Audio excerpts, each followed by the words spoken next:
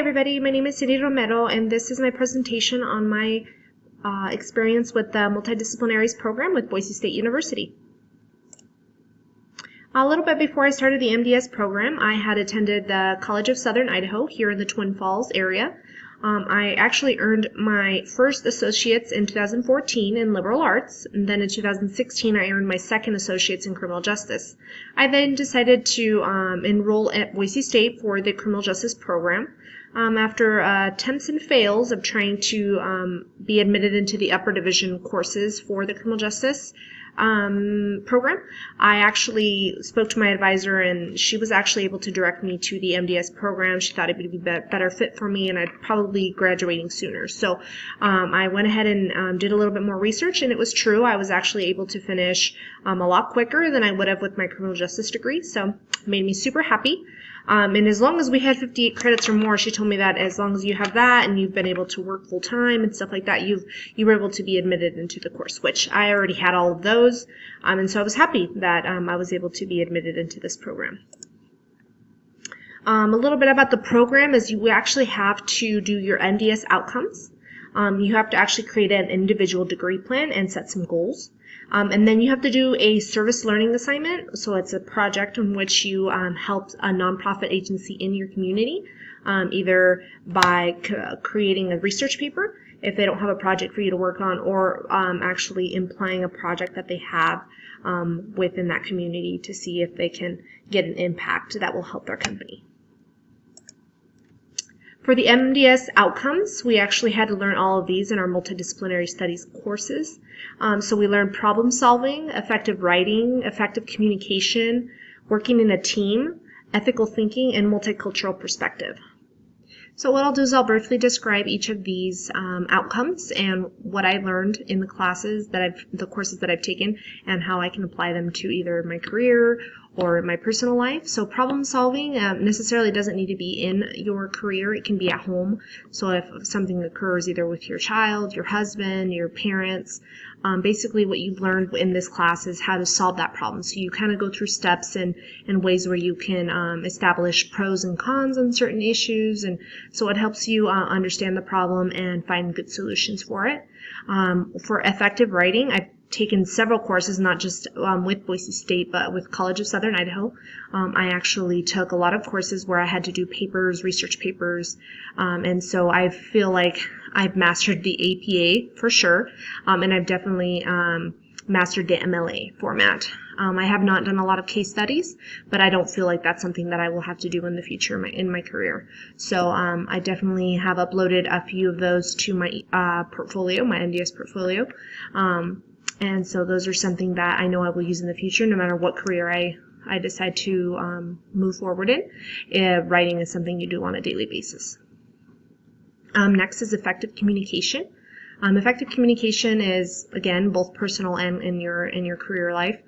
So communication is nonverbal communication as well as verbal communication. So I actually took a course just on nonverbal communication where I learned a lot. You learn about facial cues. You learn about like the way someone looks and what they can portray just by the way that they look, as well as body gestures and the way that those actually respond, make a lot of people's responses different just by the way that you present yourself. And then next was teamwork. Actually, this semester I took Teamwork and Innovation, a class which is based all on the processes of teamwork and how it is to work in a team. So we all know that working in a team, again, comes to personal but also in professional use. At work, I'm constantly working in a team. I rarely work alone, so it's something that I've been able to use at work as I'm learning, and I'm able to take it to work and actually use it there. So I know it's a useful outcome that I know I will use on a daily basis. When it comes to ethical thinking, it's a process in which we learned to use our ethics, so our morals, to actually come up with decisions, and also in order to see other people's ethical thinking. And so we know that not everybody's on the same page all the time, but it's a way to be able to understand how others think, and as well as helping ourselves work through processes where we might not be sure what the right thing is to do. And then lastly is multicultural perspective, That's where we learned a little bit more about the cultures that are around us and how they affect us and how we react to those cultures. So I have always thought myself as very cultural to my culture, but I've also been very curious about all the other cultures that are around. I'm not very closed off to learning, so if I know someone who is of a different religion, I ask questions. I'm curious. I want to know what it is they know, as well as what they've learned and why they're in that religion. Some people do take it offensively, and I totally understand. I let them know that they don't have to share what they don't want with me, but I let them know that I'm just an intrigued person with all of these cultures and religions around. So in our IDPs, or individual degree plan, we also set a personal SMART goal. It's also part of our MDS outcomes. And my personal SMART goal, I made sure it was attainable so I could reach the goal so I don't set myself up for failure.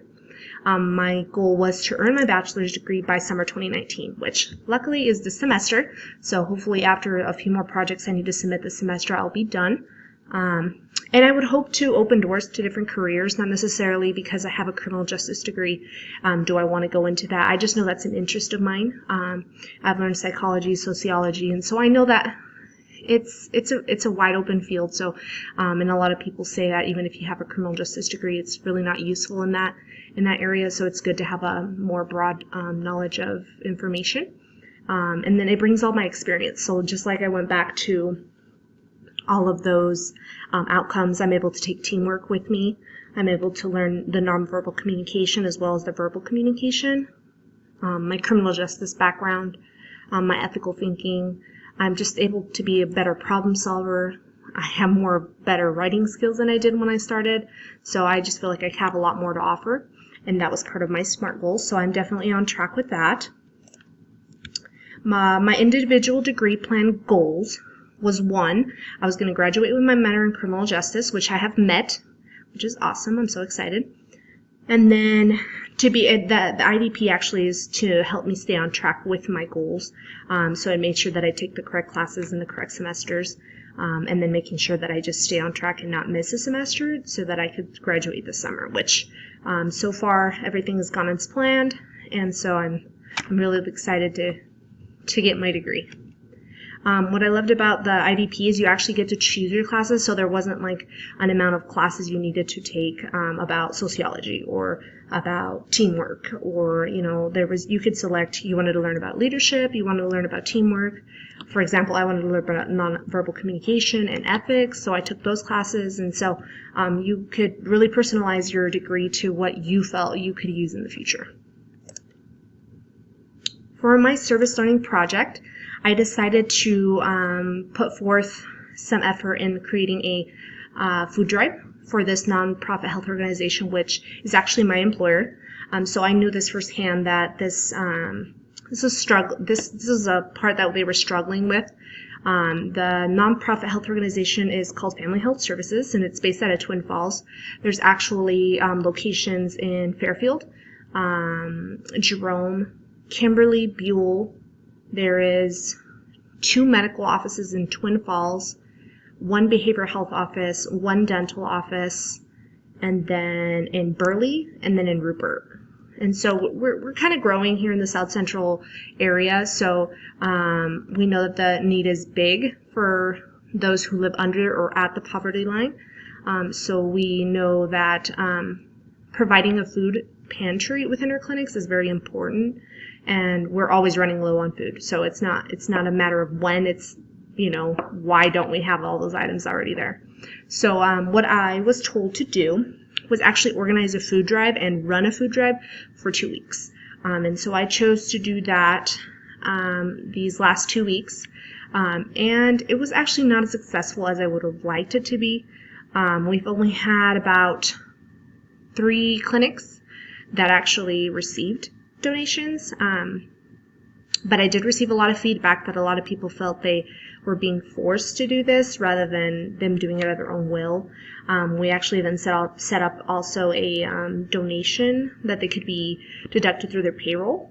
So if they wanted to make deductions for the food pantry, they could just let our payroll accountant know that they wanted $5 out of each paycheck to be set aside for the food pantry. And so with that being said, we did get a lot of donations on that part instead of actual food donations to have them go out and purchase these items. So that was a good thing. So with that, they gave us that budget, which the supervisor that I had for my project asked me to create a shopping list through Walmart for future orders for the replenishing of the food pantries. So I actually went on to walmart.com, and because they're a nonprofit, they're tax exempt, so I had to fill out the application. I had to create the list in which that will have all the items where they could just add the amount and then add it to the cart instead of having to search for what they wanted. The items included tuna, canned chicken, spaghetti sauce, pasta, rice, beans, dry milk, flour, sugar. Oh man, there was just tons of stuff. Canned fruit, canned vegetables. There's just so much, like cereal and stuff. It's just something that everybody can use that will one, last them more than a meal, and two, something that gives them a healthier option instead of going to McDonald's and getting a Happy Meal for their kid that's $3 rather than going to the grocery store and buying $10 pack of meat or whatever to make a meal. So it's something to give them the option. And I mean, the company would really like to have their own freezers and fridges to store fruits and veggies as well as meats, but fortunately we don't have the space. So we've kind of settled to do unperishable food pantries. Well, that is it for my MDS program outcome presentation. If you have any questions, please reach out to me. If not, I hope you guys all have a great day, and thank you for watching.